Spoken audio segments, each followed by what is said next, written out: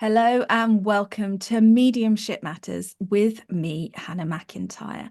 And I am super excited to open season five's podcast interviews with the amazing Jennifer Conn of the Medium Experience. Hi, Jenny. Hello, Hannah. Thank you so much for coming on and being patient, waiting for me to recover so that we could chat. Oh, I'm so excited to be here. I could talk to you all day. I know this is the problem. I just had to say, didn't I? I'm going to stop now because I could just chat to you for hours and we wouldn't even get any recording done.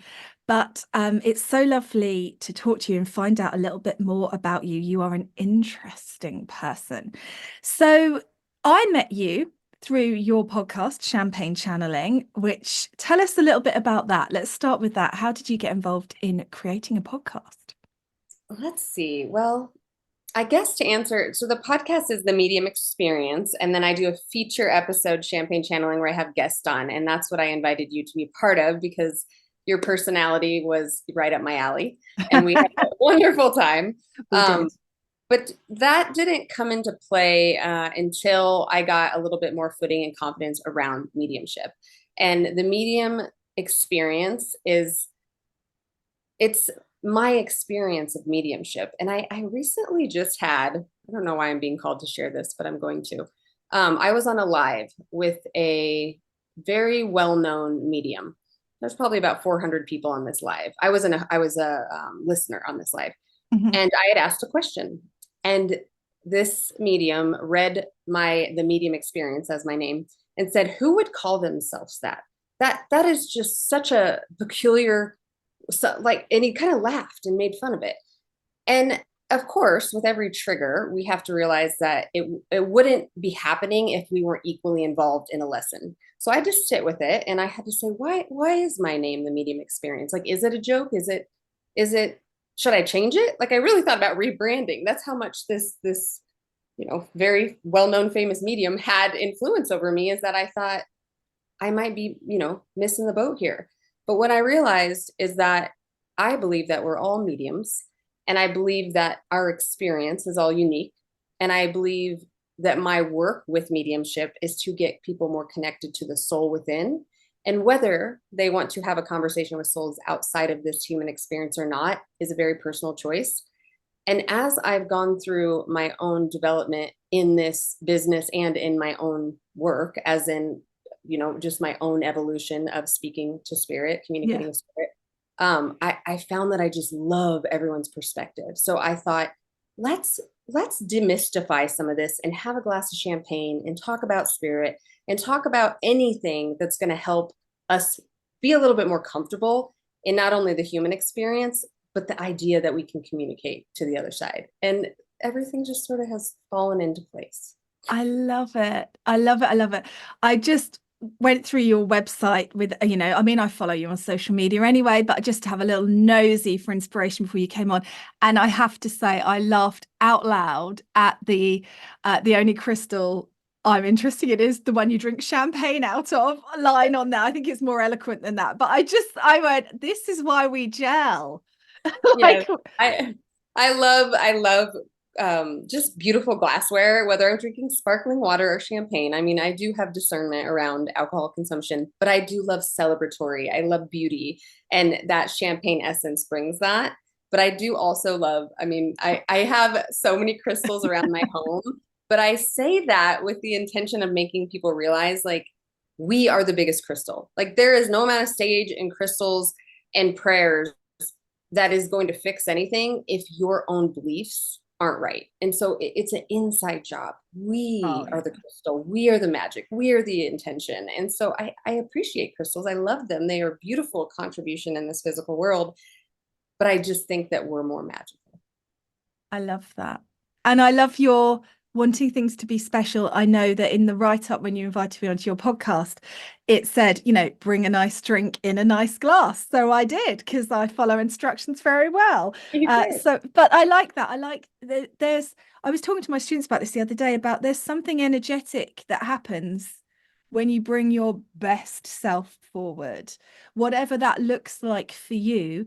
And yeah, there's moments where you want to be slubbing in your pajamas and not wear any makeup, but actually it does something to you, doesn't it? Energetically. Absolutely. Absolutely. And I do think I like that so much because like I'm a Pisces moon at 29 degrees. I have so much. I'm obsessed with the darkness and the shadow work. And so believe me, 80% of my life is in pajamas, is in tears, is in working through it, is in fighting the fight. And so I have to make that a priority. I have to. And then when I do, it's very special. I love it. I love it. This is so funny. Right. So I haven't started with my usual first question because we were so far involved in our conversation before I hit record that I've lost the plot. But tell me about how did you get involved in this? How did spirit manifest in your life? What started you here? Oh, this question's always been so hard because I listen to so many people's stories and I'm like, I didn't really have a spiritual awakening because I'm so connected to spirit. So I think I have to answer it in the reverse on like, when did I come back in my body? Because I'm not uncomfortable in the spirit world. I'm actually uncomfortable in the human world. And so as I started to get nudged into just the world of mediumship, that was in 2020 when it kind of hit my consciousness. And then after it hit my consciousness, I was able to go back and be like, oh my gosh, like I completely had an experience when I was 9 and I always knew things. And um, it was just like, I felt seen in a way I'd never felt seen. But my son lost his best friend to cancer in 2020. And I just felt him right here. I mean, and then there was things happening, with electricity and sounds, and my curiosity spiked. And I started to read things. I started to wonder what if. And then I took some classes, and my teacher's like, "You've never done this." I'm like, no, not to my awareness. And so I was just, I guess, good in her perception. I thought it was going to be like, you lived on, Rose Lane and your name is blah, blah. I was Mhm. seeking that evidential, um, not saying I didn't bring evidence, but the Yeah. more the Yeah. facts.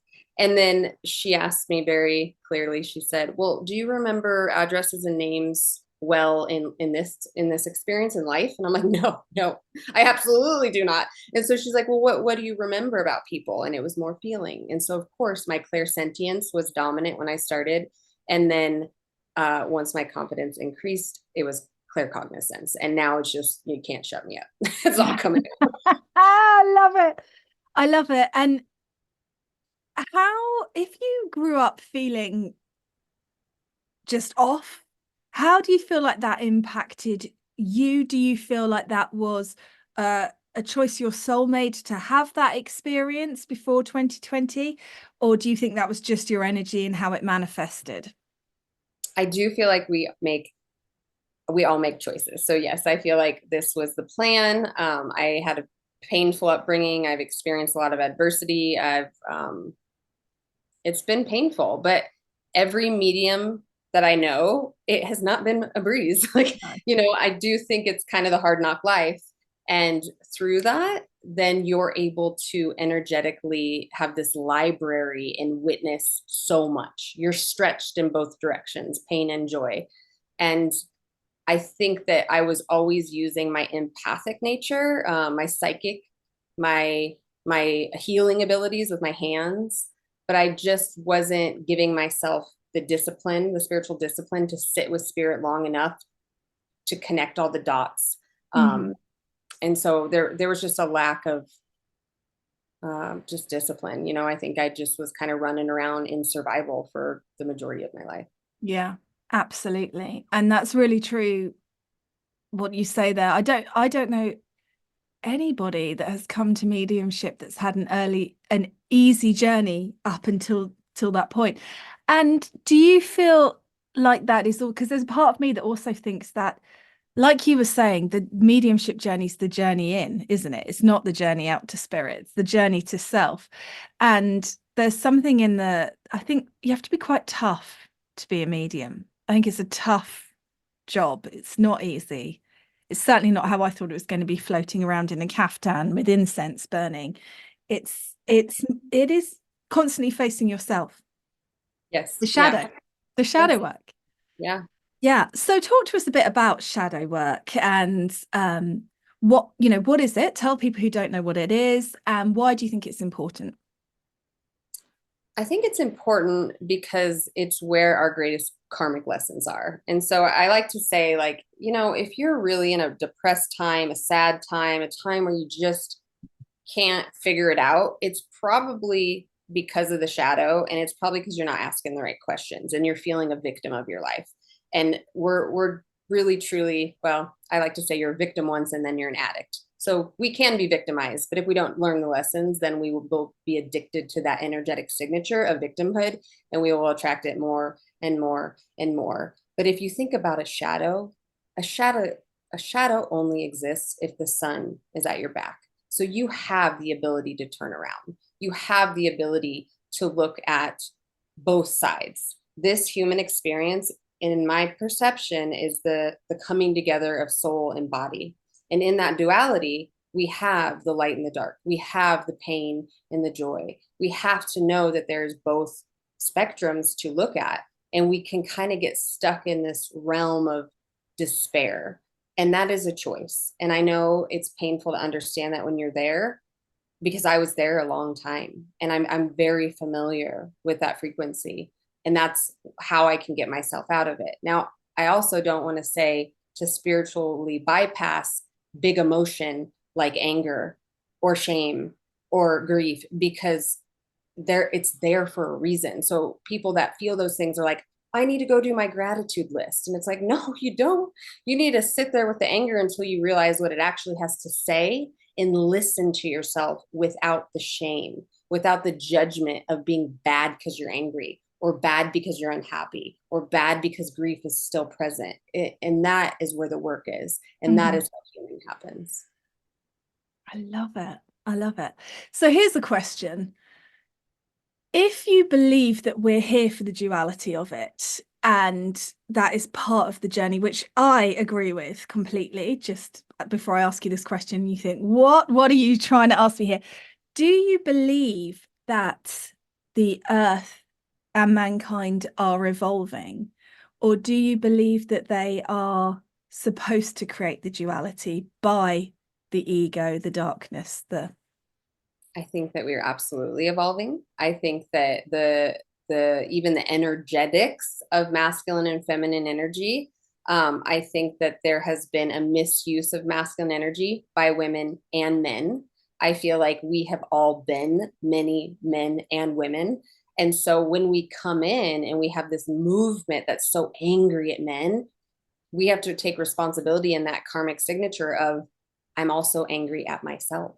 Mhm. So we think we're so individual. We think we're so unique to our pain, but this is something that is actually vibrating collectively through each and every one of us. And that's why we need to pay attention to these wounds, but the wounds inward, not just outward.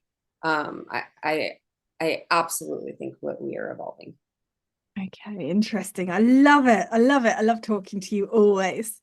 So, when you started your journey and you started being aware of your son's friend, it's very tragic when a child dies and you're very aware of them.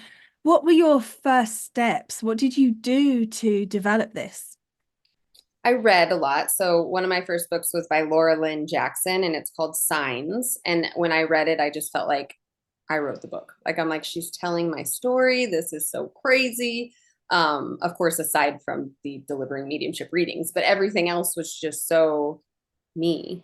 Mhm. So that's what just gave me the nudge to like take a class, like try, get in a community where you can play. And that's the thing we don't do. We don't say like, let's just sit in silence for a while and then see what we're both feeling inside. Like nobody, well, in my world, nobody did that.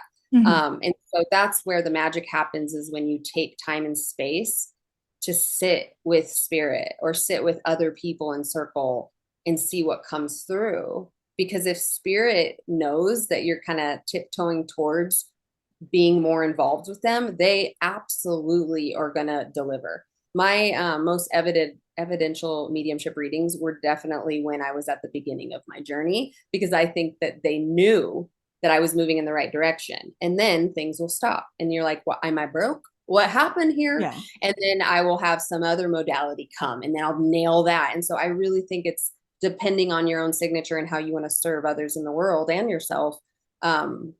Spirit is always there, but it's not going to be easy because then you wouldn't do it. Yeah. Everything requires work, in my opinion, but it's a good thing. It's an unfolding, it's a natural state, but it takes work to get you there. So what do you think makes a good medium? What do you look for when you're out there in the world? I'm sure you're like me, watching a lot of mediums and seeing a lot of stuff. What makes you think, okay, they've got it, this is good stuff? It's such an interesting question because I didn't know much about mediumship. Like I never saw a medium show. I didn't know anything about mediumship. And so the first person when I started reading books that I really was drawn to was Gordon Smith. And I just adored him. And so I went to the UK and did a retreat and some training with him, and then built a relationship with him because of his practicality around it. Mm-hmm. And I just feel that he is the real deal. And so I don't seek mediums. I don't have a need for anyone to confirm that there's the other side. I don't have a need to, I don't seek evidence. So if I'm going to somebody that I'm like in a mess, like I'm like, oh my gosh, like I'm getting hit hard with some deep shadow work or just stuff that I have a blind spot to. Like I am meant to do a lot of healing with my intimate relationships in this life. And it sucks. It's just a shit show. Like I hate it so much. I just feel like I'm just battling this whole like, am I worthy? Am I loved? Like, do all men cheat? Da da da story. It's so old. So sometimes a trance healer is going to be somebody that I'm going to go because it is all deeply energetic. And the more I talk, the more problems I cause. So that would be somebody that I would seek out that is like, you just shush and I will do the healing like, because I can create problems with this mouth. Okay.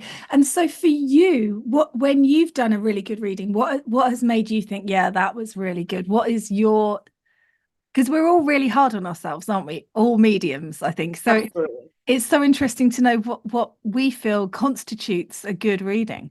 Yes. I actually am at a point where I'm probably going to take away my one-on-ones because how much can you transform in one reading?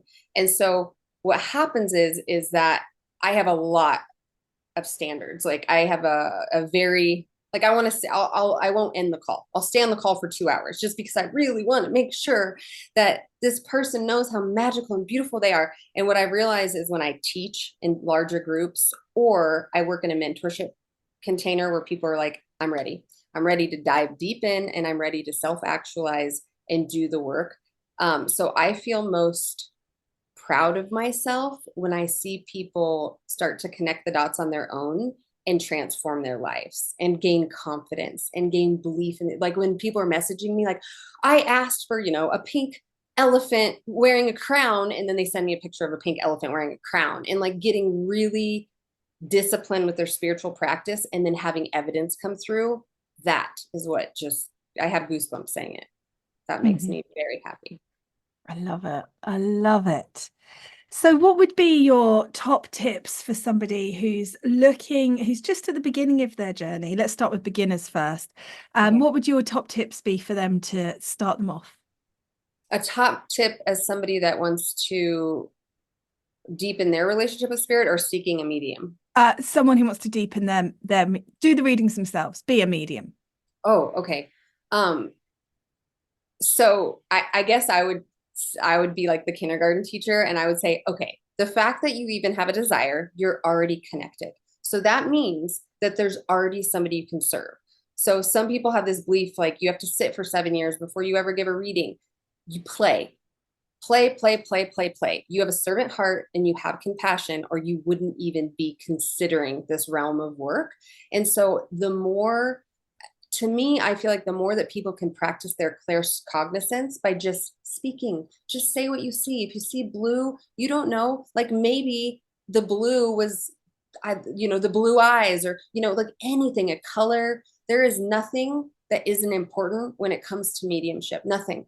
And so I think it's just taking that expectation of what you need to be or do to serve the world, because I, I feel like I'm always serving the world. If I walk into a grocery store, I am of service, because if I need to pick up somebody's grocery bill or give someone a compliment or whatever it may be, spirit uses me all the time, not just in session. So I would just say, start saying, how may I be of service every day? How may I be of service to the spirit world?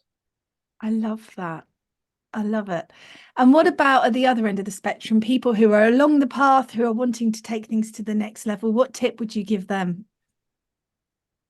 Gosh, I feel like as you go down the path, your confidence gets even, like, you get more critical of yourself. And so I've noticed a big difference between mediums in the UK versus mediums in Canada and America. Um, and those are about the three places I know mediums.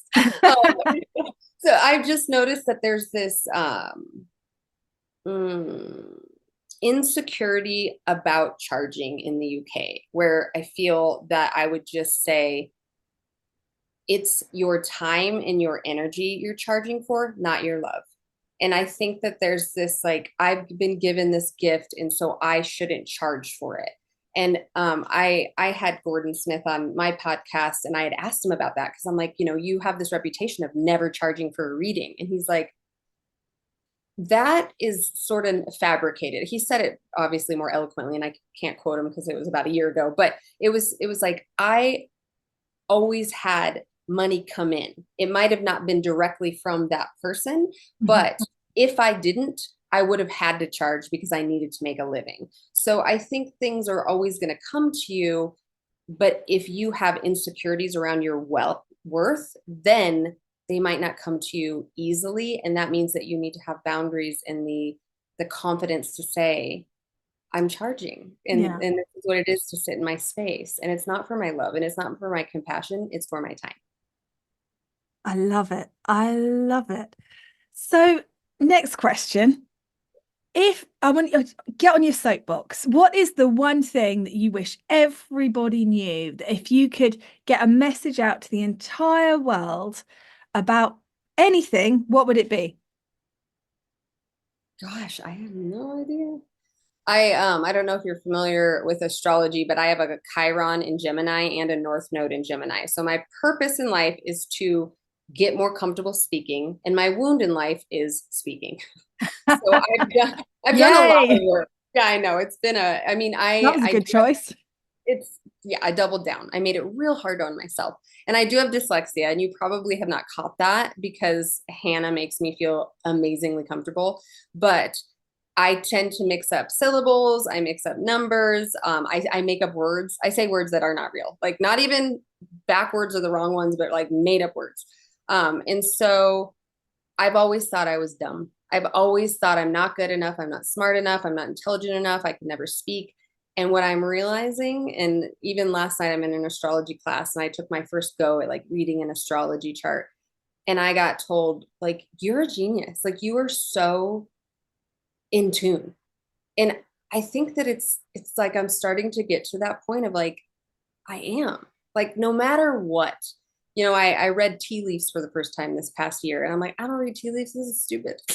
And then I did it, and I was like, oh, you were a twin, but the other baby died at birth, and and I'm saying these things, and then it's like, I'm reading tea leaves. You know why? Because we can read anything, we can Yeah. read a wall. And so now I'm thinking, oh, this evidential part of me needed to have validation so bad in this life, and I wanted to learn more and be more and do more, when really it was just about me gaining the confidence to know it was all a memory. It was all inside. I have access to Yeah. it. I'm an old soul. And that feels good in my body to step into that truth. I love it. I love it. And no, I hadn't noticed, but I have a tendency to make up words too. And then I just say to myself, well, language is a construct. I mean, who came up with cucumber? So, I bet when the first person ever said cucumber, everyone went, I beg your pardon, what? So just own it, Jen. Yeah, whatever. People usually know what I'm saying, I think. Yeah, I had not in my awareness whatsoever. You're very eloquent. It's so funny, isn't it, how we see ourselves versus how other people see us. So you've mentioned karma, you've mentioned astrology. Do you feel that your soul specifically chose those attributes to give you difficulties in this lifetime that you would need to overcome? Do you feel like that is pre-planned before you get here? You know, because I'm in a karmic astrology class. If you would have asked me last week, I would have said yes. But you're asking me today, and I went to bed thinking about this exact question. So interesting that you brought it up. I feel that the energy signature is already in time. So, like a chart is the time you're born. Mm-hmm. So that means that no matter what, that energy already is sort of in play. So I think it's in play for a bigger reason. And I think we all, as being the light, the soul, the light, I really do believe that it's only light on the other side. I believe this human experience is actually the darkness. Like if you want to talk about hell, come to earth, like that's where the shit is happening. Agree. So I think that it's more of we all want it's a privilege to come here and be a warrior and do the light and do the work. And so I was pulled into that because of my intention of raising the frequency, not I'm going to sit down and I'm going to pick this, this, this, this, and this. It's like, this is what needs to be done. I'm going in. And so I don't know. It kind of flipped on me last night, but I also am very comfortable saying, I don't know. It's something that I will contemplate and I will continue to question. Oh, well, I mean, I spend my whole life philosophy. I never thought I'd be, when I first started working as a medium and I went to philosophy lectures, I was so snooze fested. I never imagined in a million years that I would spend half of my life just going, but then, but what, but Yeah. how? But it gets you because, I mean, we don't really know. It's only opinions. We're only just trying to find through our own knowing where we're at and what it's all about. And it's so funny because I was talking to someone about this today, like Oh, what wow. attributes make up me and how many of those, my mum was induced when she had me. Was it predestined that I would be born at that moment? You know, that she would be kind of hurried along because they wanted the first Christmas Day, they wanted the first Christmas baby. Was it predestined that that nurse would have that opinion, that would want to do it? Was it, and for that alignment that would happen in that moment, which again, as we were talking about before we went live, human design, all of these things that make us who we are. It's Yeah. fascinating. And even like twins, like you think about twins, it's like, well, how are they so different? It's like, well, it's got to come down to the soul. I mean, could 4 minutes apart, 7 minutes apart really create that vast of a difference? I don't think so, but a soul can. Yeah, I love it. I just love thinking about it. I know, me too. I am like, I have to say though, I get a little addicted. Like I get addicted to the work. I get addicted to the depth. I get addicted to the discovery. And my biggest fault is like remember to play. I love teaching inner child work and I have to, and I do it well. I do inner child, like I personally embody my inner child well. And so I have to remember to go out there and like focus on joy and playfulness because the human experience is about that, being silly, being playful. But I can get heavy in the, you look at Robin Williams or some of those just very well-known comics that have taken their own life because I can see behind the comedy. I can see behind the behavior. I can see behind everything as of my perception today. But, and so it complicates things because it's like being in the moment's difficult if you know that that person's lying and that person's cheating and that person's dealing with pain. And it's like, no, like you're not meant to work all the time. So turn it off. And that's been a struggle for me sometimes. Yeah. Well, you're talking to a Capricorn, so that Yes. is definitely something that I came here to try and work through. I don't think I'll ever work through it, work in Yeah. spite of, something like that. There's, Yeah. yeah, definitely, which is why we're recording this in the podcast break because I'd forced myself to have a break, which is not my comfy space. And it's so interesting with the duality, like you say, you can see the benefits of those attributes, but you can also see the problems with those attributes and trying to maintain a balance within that. Yeah. And having a judgment of my own shadow. So, when I am, I don't know, not being what I would perceive as my highest self, which I couldn't be all the time. I mean, I can't bypass my lessons. I call her Vanessa. We had to name her. I mean, she definitely isn't me. I like to teach that the rising sign is the ego, and so my ego is Vanessa, and I have to be like Vanessa, like go get on a dress, like go do your thing. Like we're gonna have some fun. We're just gonna just not work today. And I love when I can do that. I love when I can actually just be free. But then it gives me the wisdom and the grace to know like so and so might be in their ego right now. So not everybody came here to do the work we're doing. And that was a Yeah. big, big lesson for me to learn. Still, I can't believe it. Agreed. I know, it's fascinating, isn't it? Mine's name's Celeste, just so you know. Oh, perfect. We will definitely have to go have a night on the town. Celeste and Vanessa. Oh, it's so funny. It's just so funny when I talk to you because there's so many similarities, and I'm like, yep, yep. Yeah. Ah, What is your rising sign? oh, I don't know. Yeah, I'm sure you asked me that on your podcast, and I went, I don't know. I just know Okay. that I'm a Capricorn. I try and do astrology, but I don't know whether it's the brain capacity thing or it's just not the path for me, but I don't retain it. I've Okay. looked it up so many times. Like I can't remember what time I was born. And every time somebody asks me, I've now texted my mum and I have to search for it in my chat to my mum to find it every time. You'd think, I've had to use it multiple times. It just doesn't stay, which makes me think I it's, think so. When I am done with this course, I have to like do some, obviously readings to test out, but I would love to do it because I think if you looked at it from a karmic standpoint, like I'm going into the karmic at like the deep, and it might click for you then. oh yeah, I'd love that. Yeah, I would love, I Absolutely. mean, here's my invitation. Thank Everyone you. knows. Yes, I will take that. That would be amazing. But yeah, Yeah. I love it. And that might answer some of the questions for me because I'm constantly questioning, but I do think that's part of my design. Why are we doing it like that? Why does it work like that? Oh, I love it. So you've read Laurel and Jackson's book, you've worked with Gordon Smith. What what are the biggest lessons that you have had personally, directly from spirit to you for your unfoldment that I you're guess willing to talk about in a public I know podcast? I heard it. Like I feel like they just delivered it to me very clearly, and it's like in capitals. It's not personal. Like, oh, yeah, I think that it's really made me understand the concept of we truly are all one.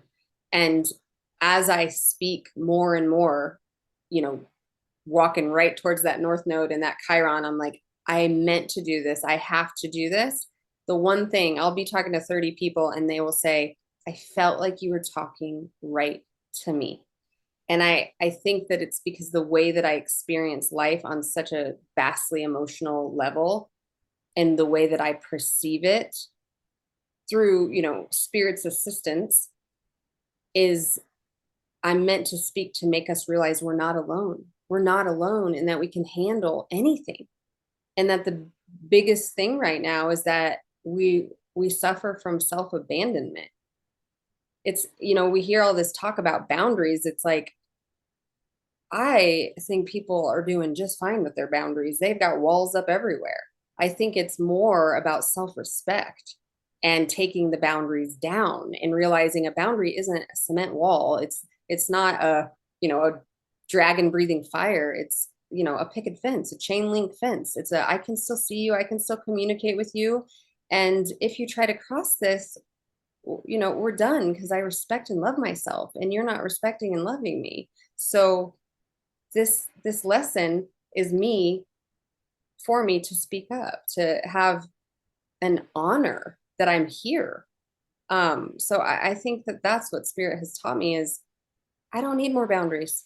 Like I was an empath and I completely removed myself from my body and built walls all around my heart and thought I was, a sensitive, compassionate being until I realized oh, where's my heart? Like, oh, it's like, under 9 feet of cement stone. And Yeah. you can't, it goes both ways. So what you think you're giving out, then you also need to let come in, or it's not real. Wow. I love that. Thank you. Mhm. You have been, as expected, an incredible guest. Now, I know that I warned you that we were recording this in advance, but what's next for you? What's your plans? Where are you heading? So I'm in transition. It's currently it's December, and I've just been feeling this stretch, this big, right? A couple days ago it was a Sagittarius new moon, and we're in a Sagittarius sun. Sagittarius is all about expansion, and I'm feeling it, and it feels very uncomfortable, and it doesn't feel safe. But with the way that I view the world and my own journey, I know that I need to lean into the more uncomfortable stretch of this, and it is telling me you will be speaking to the masses, you will be leading groups, but you need to say yes to everything that comes your way. And I wrote it down, and then within about 10 days I've got asked to speak and do a training for a group of Japanese and German. And I'm like, I don't speak, I was so confused. And they're like, no, you have a translator. I'm like, but why me? I just was. And then I heard, you're supposed to say yes. And so I said yes. And then this past week, I had a woman that has done quite well for herself. And she said, have you ever considered membership? Because I have been vacillating over this for quite a while. And I've been watching you, and I want you to join me in hosting a membership around all of the astrological placements and through the year how we can use them to do deep healing. And I was like, I'm a little scared. And then I heard you're supposed to say yes. And so I said, yes. And I so love it. I don't have a plan, but I am going to listen to spirit. So what's going to come my way is going to get a yes. And we will see what 2024 has in store for me. I can't wait to watch it unfold. I have no doubt it's going to be magnificent. Well, So, thank you. listeners, I will put a link to Beautiful Jenni's website and socials in the show notes so you can go check her out. And thank you again for chatting to us today. You're so welcome, Hannah. I think that you are a rock star, and I cannot wait to meet you one day and give you a big hug. You're fabulous. And it was I know we're going to have to definitely do that. It would be so yes, amazing. it was an honor. Thank you so much.